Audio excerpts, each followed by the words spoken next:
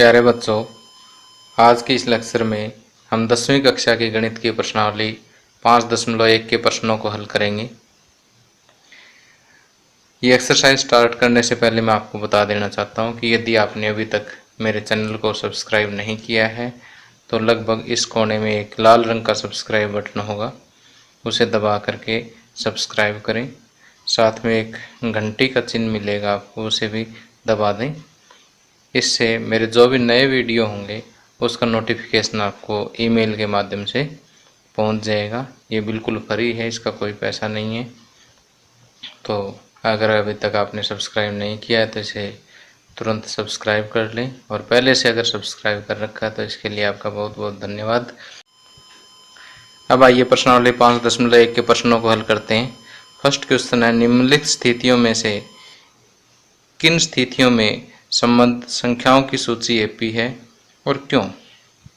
देखिए, इस क्वेश्चन में 4 पार्ट दे रखे हैं। प्रत्येक पार्ट में हमें एक विशेष स्थिति दी हुई है। उस स्थिति से हमें संख्याओं की सूची ज्ञात करनी है और फिर उस सूची को देख के हमें यह बताना है कि ये एपी है या नहीं है। सबसे पहला जो पार्ट है वो कहता है कि प्रत्येक किलोमीटर के बाद टैक्सी का किराया, जबकि प्रथम किलोमीटर के लिए किराया 15 रुपये है और प्रत्येक अतिरिक्त किलोमीटर के लिए किराया 8 रुपये है। तो देखिए, यदि हम टैक्सी में जाते हैं तो 1 किलोमीटर के बाद किराया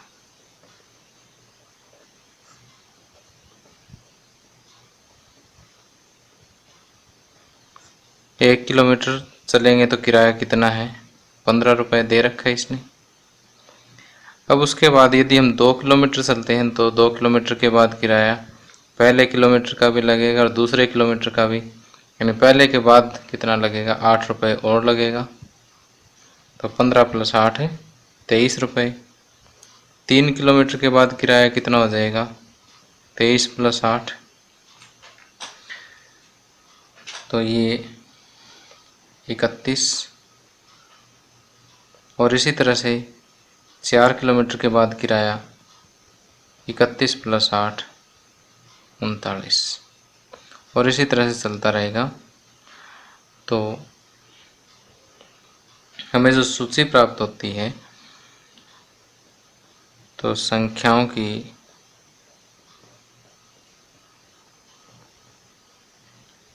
इस स्थिति से प्राप्त संख्याओं की सूची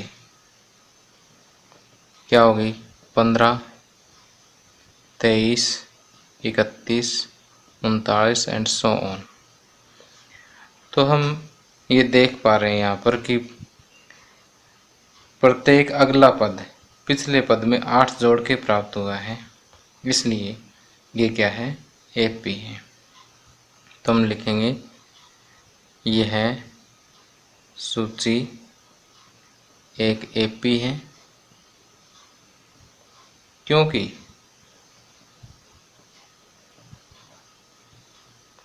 प्रत्येक अगला पद पिछले पद में 8 जोड़ने से प्राप्त होता है।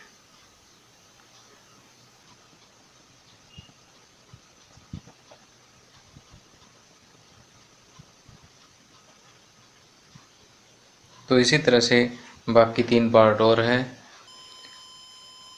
अब फर्स्ट क्वेश्चन का सेकंड पार्ट, किसी बेलन अर्थात सिलेंडर में उपस्थित हवा की मात्रा, जबकि वायु निकालने वाला पंप प्रत्येक बार बेलन की शेष हवा का 1/4 भाग बाहर निकाल देता है।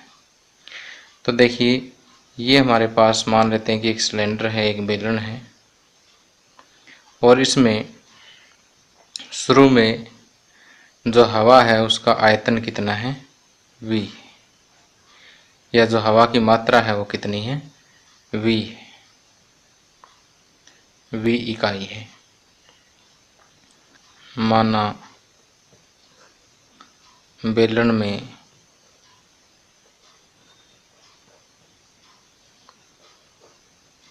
कुल हवा की मात्रा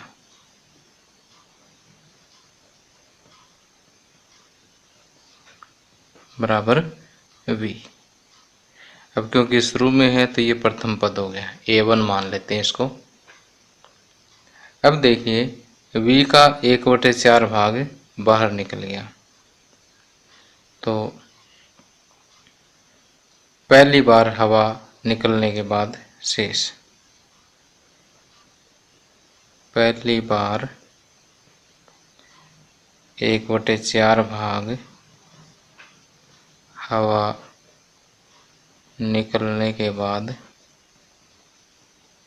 शेष हवा, इसको हम A2 का नाम दे देते हैं कि कुल हवा कितनी थी V में से V का 1/4 यानी V/4 बाहर निकाल दिया, तो ये कितना बचेगा V माइनस V/4, इसका एलसीएम लेंगे 4 आ गया, 4V माइनस V यानी 3V/4। तो A1 हमारा V है और A2 कितना है 3V/4। अब दूसरी बार 1/4 भाग हवा निकालने के बाद दूसरी बार शेष का 1/4 भाग हवा निकालने के बाद शेष,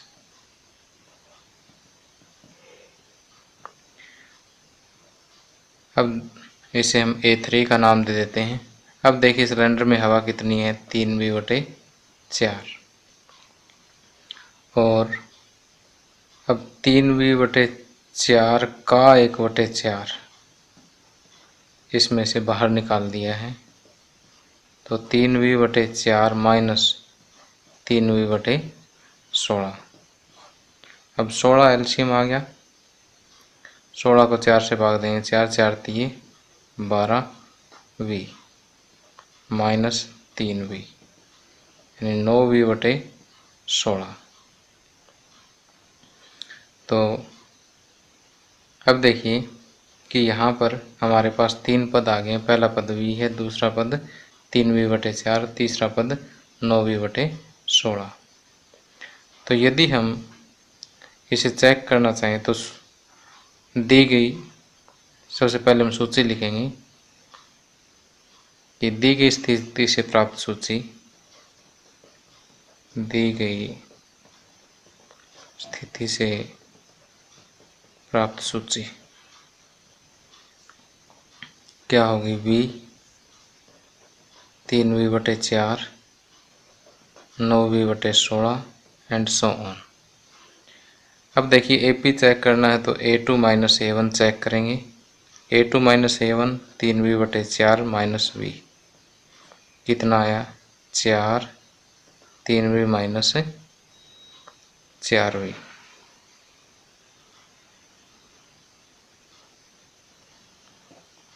क्या है माइनस V/4। अब देखिए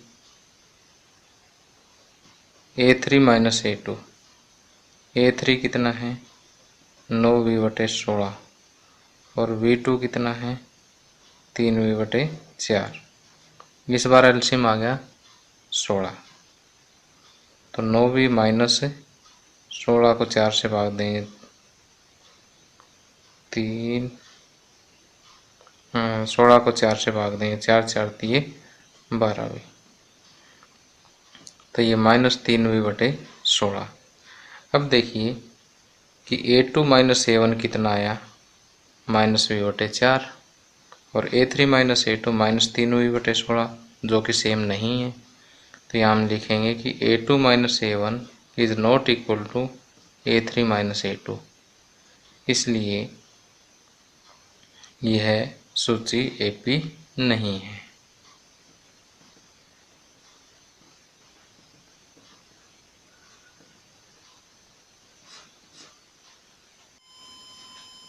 अब फर्स्ट क्वेश्चन का थर्ड पार्ट, प्रत्येक मीटर की खुदाई के बाद एक कुआं खोदने में आई लागत, जबकि प्रथम मीटर खुदाई की लागत 150 रुपये है और बाद में प्रत्येक मीटर खुदाई की लागत 50 रुपये बढ़ जाती है।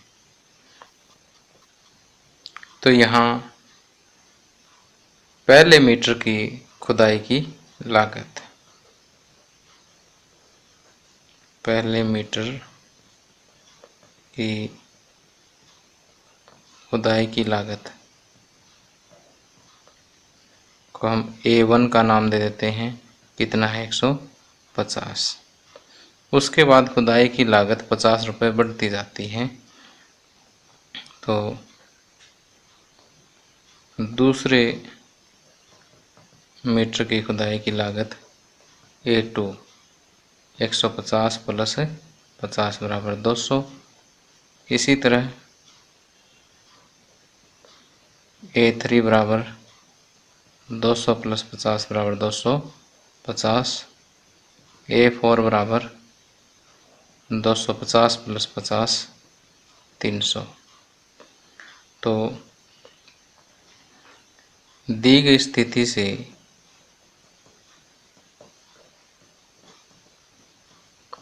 प्राप्त संख्याओं की सूची।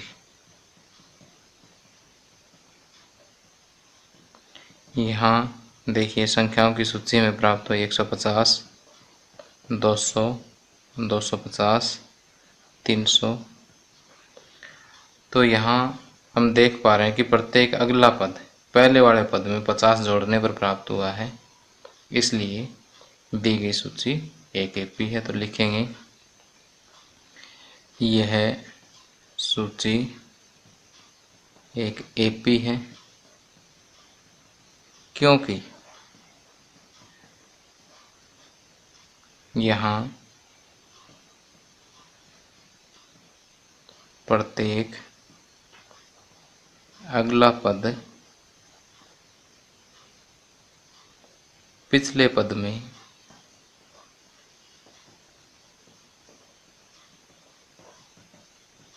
50 जोड़ने पर प्राप्त हुआ है।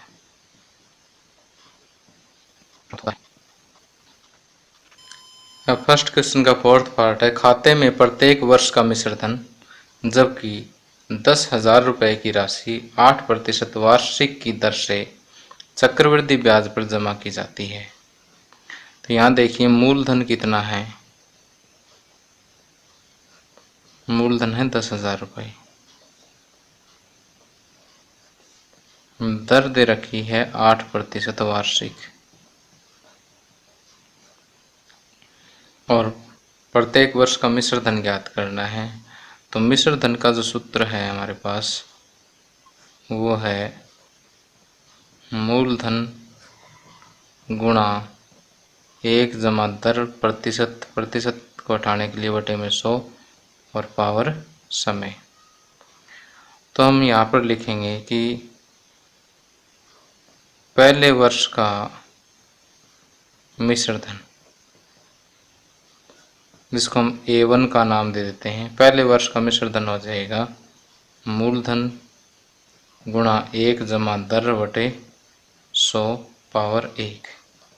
तो जब इसे हम सोल्व करेंगे 10,000 100 एकम 100 प्लस 8 108 बटे 100। अब 2 0 से 2 0 कैंसिल, ये आ जाएगा 10,800 रुपये। अब दूसरे वर्ष का मिश्र धन, इसको हम A2 का नाम दे देते हैं। ये हो जाएगा 10,000 गुणा 1 जमा 8 बटे 100 पावर 2। तो 10,000 गुणा 108 बटे 100 गुणा 108 बटे 100। जब इसे हम सोल्व करेंगे तो यह आएगा 11,640 रुपये। और इसी तरह से तीसरे वर्ष का मिश्र धन,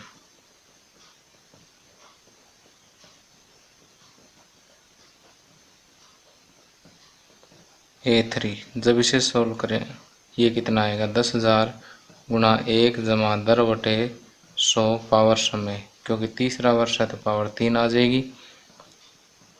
ये 10,000 गुणा 108 बटे 100 की पावर 3 है तो 3 बार गुणा हो जाएगा 108/100 गुणा 108/100। और जब इसे सोल्व करेंगे तो ये आएगा 12,571.20 रुपये। तो यहाँ पर दी गई स्थिति से प्राप्त सूची, दी गई स्थिति से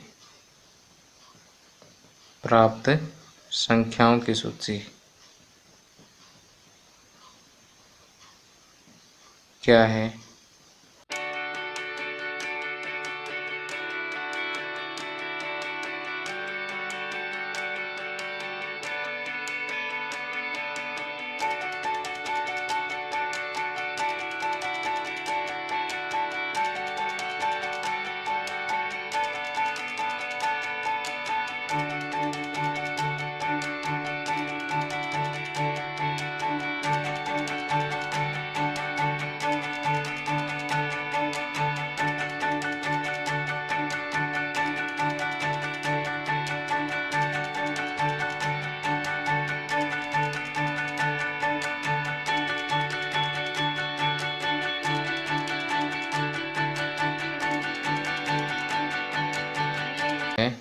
सूची एपी नहीं है।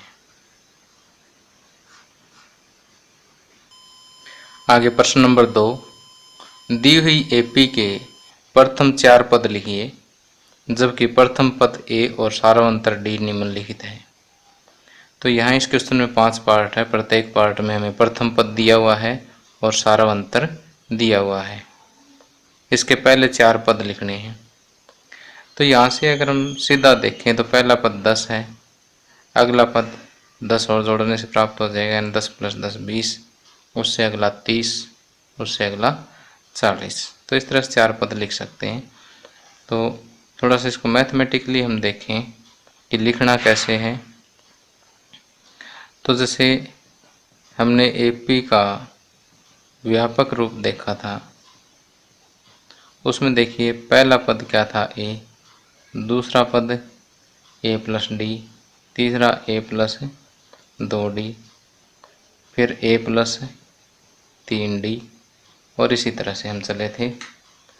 तो किसी भी एपी का जो पहला पद है वो a है, दूसरा पद a + d, तीसरा पद a + 2d, चौथा पद a + 3d।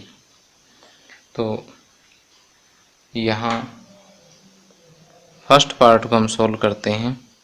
तो पहला पद a के बराबर ही है जो कि 10 है, दूसरा पद a + d है, a कितना 10 और d कितना है 10, 10 + 10 20।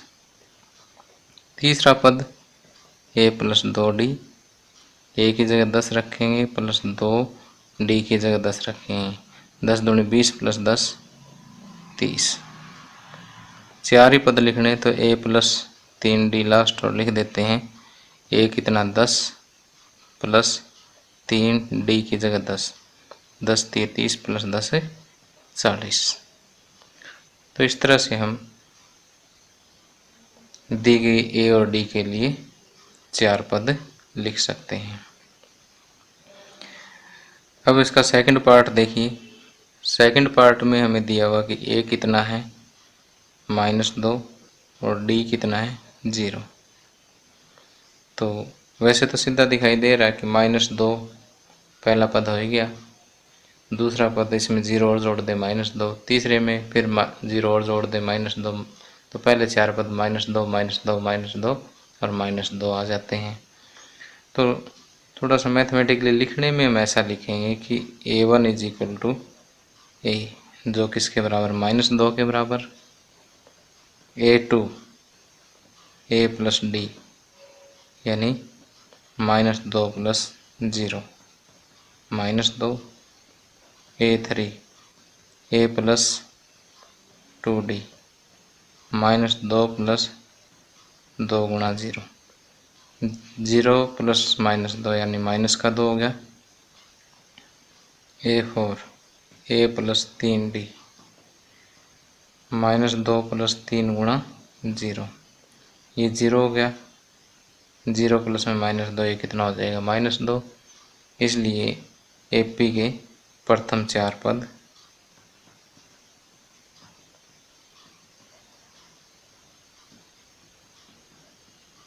कौन कौन से हैं? -2, -2, -2 और -2। अब थर्ड पार्ट देखिए। थर्ड पार्ट में A दिया हुआ 4 और D दिया हुआ -3। अब पहला पद जो है वो A ही होता है, यानी 4। दूसरा पद A प्लस D, ये कितना है 4, D -3, तो ये 4 - 3 कितना हो गया 1। तीसरा पद A प्लस 2D, A है 4 प्लस 2, D की जगह -3, तो 4 3 दूनी 6, ये माइनस का 6 हो जाएगा। 4 - 6 -2 हो गया। A4 A plus 3D, 4 plus 3 गुणा -3, 4 - 9 -5। इसलिए दी गई AP के प्रथम 4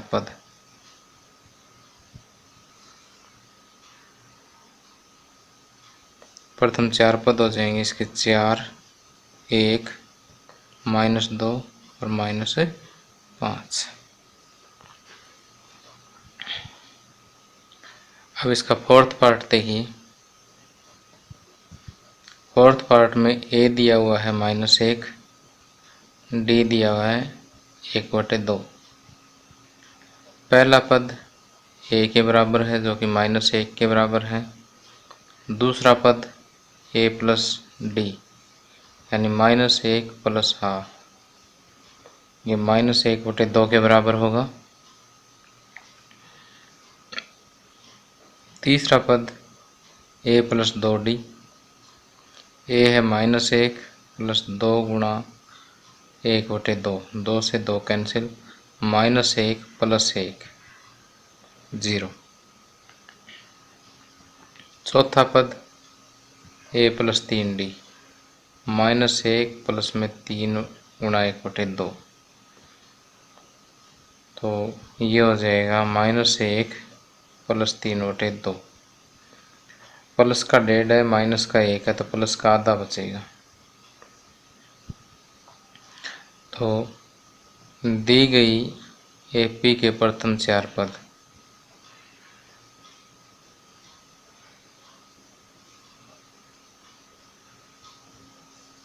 कौन कौन से हो जाएंगे? -1, -हाफ, 0 और 1/2।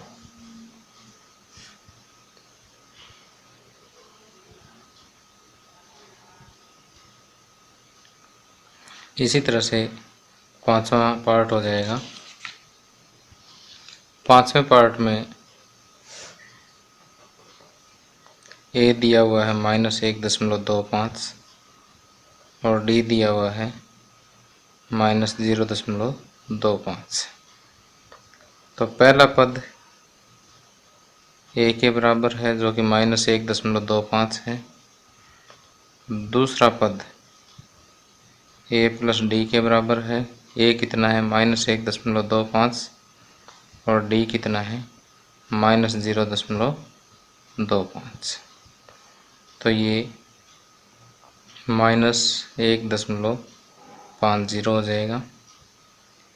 तीसरा पद A प्लस 2D, A है -1.25 प्लस 2 गुणा -0.25, -1.25 प्लस -0.50, इसको सोल्व करेंगे तो ये आएगा -1.75।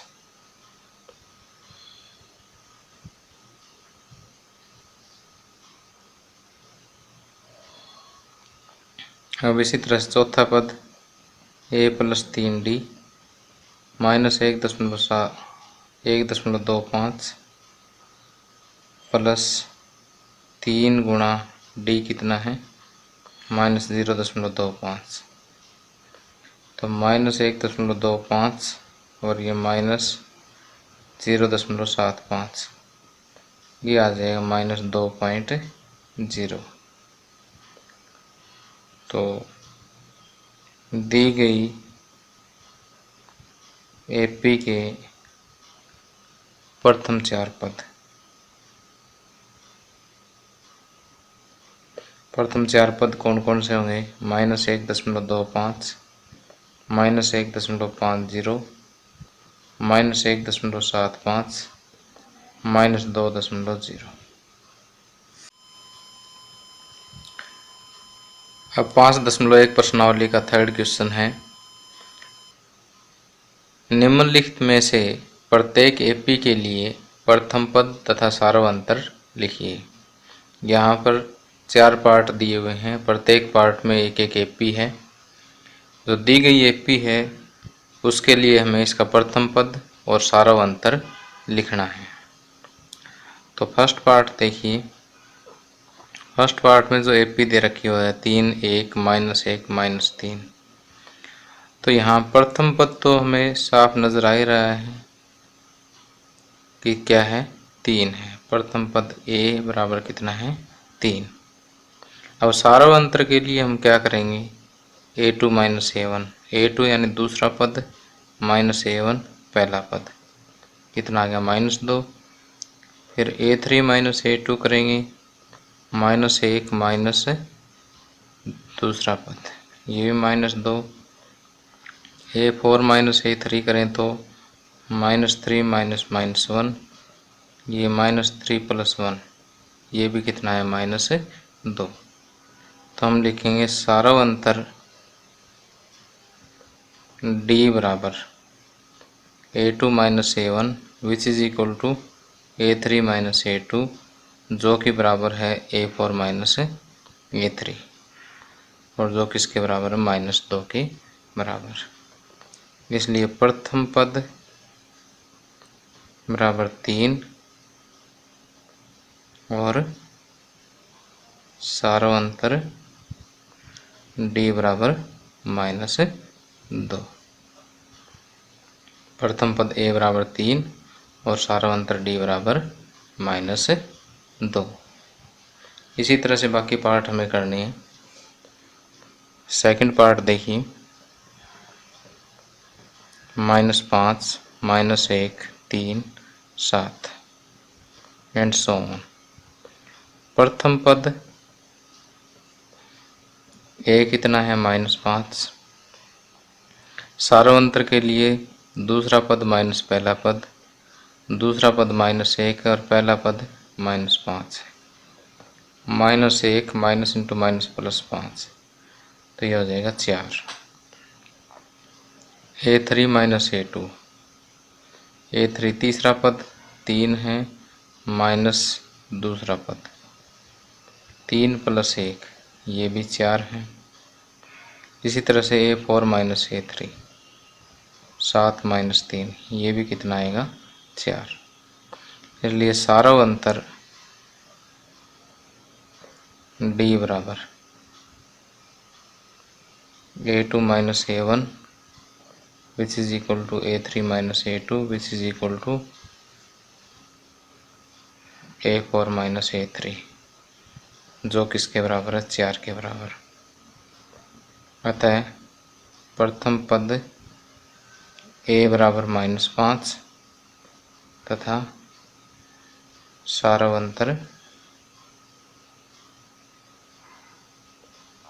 d बराबर 4, ये आंसर आ जाएगा।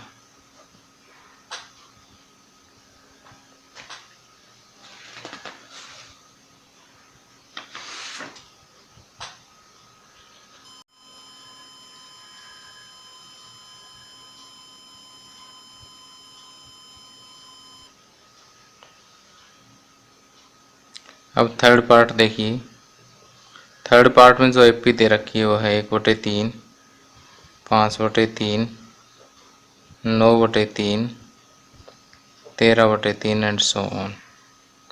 तो इसमें प्रथम पद ए बराबर कितना है 1/3 और सारवंतर डी जो है किसके बराबर है A2 माइनस A1 5/3 माइनस 1/3 जो किसके बराबर होगा 4/3 क्योंकि हर बराबर है तो एलसीएम वही आएगा तो 5 में से ये 4। अगर हर बराबर हो तो इस तरह से दाम माइनस कर सकते हैं।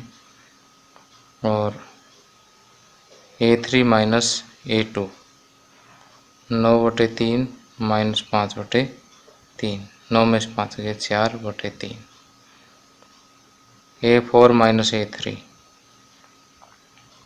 13/3 माइनस 9/3 ये भी कितना आएगा 4/3। इसलिए सारा अंतर डी बराबर कितना आ जाएगा 4/3। तो प्रथम पद 1/3 और सारा अंतर 4/3 आंसर हो जाएगा। अब इसका फोर्थ पार्ट देखिए। फोर्थ पार्ट हमें दिया 0.6, 1.7, 2.8, 3.9 एंड सो ऑन। तो यहाँ प्रथम पद हमें साफ दिखाई दे रहा कितना है 0.6। अब सार्वंत्र के लिए देखिए क्या याद करेंगे A2 माइनस A1 दूसरे पद में से पहला पद घटाएंगे 1.1 आएगा। A3 माइनस A2 करेंगे 2.8 तीसरा पद है। A2 दूसरा पद इसमें से 1.7 घटाएंगे तो ये भी 1.1 आएगा। चौथे पद में से तीसरा पद घटाएंगे। चौथा पद कितना है 3.9 और तीसरा पद कितना है 2.8 ये भी कितना आएगा 1.1। तो यहाँ से सारा अंतर जो है डी किसके बराबर होता है A2 माइनस A1 जो A3 माइनस A2 के बराबर है जो कि A4 माइनस A3 के बराबर है। तो ये 1.1 के बराबर होगा। तो प्रथम पद 0.6 और सारा अंतर 1.1 ये दिए गए क्वेश्चन का आंसर होगा।